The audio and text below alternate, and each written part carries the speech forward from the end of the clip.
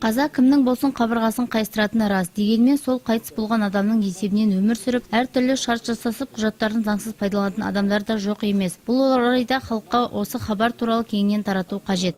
Граждане, которые не очень знакомы с правовым законодательством Республики Казахстан, Бүгінгі күні бұқаралық ақпарат құралдарында қайтыс болған адамды тіркеу туралы мәселе көптеп айтылуда. Қаза болған адамның құжаттары арқылы әртүрлі заңсыз әрекеттермен айналысып жүргендер де аз емес. Алып сатумен айналысу, карталарынан ақша алу, несие алуға дейін бара алады. Себебі қайтыс болғандығы жөніндегі құжат заңмен тіркелмеген. Полиция қызметкерлері қайғылы оқиға орнына барғанда, сол оқиға болған жерді ғана сипаттап береді. Ал медицина қызметкерлері қайтыс болғандығы жөнінде куәлік береді. Сол құжатты алып заң қызметкерлеріне апарып, ЖСН күшін жою керек. Сонда ғана ол адамның барлық заңды әрекеті тоқтатылады. 1995 жылдан бастап 9000 ұсыныс қана келіп түсті. Бұл дегеніміз қаншама халықтың бұл заңға бағынбайтыны.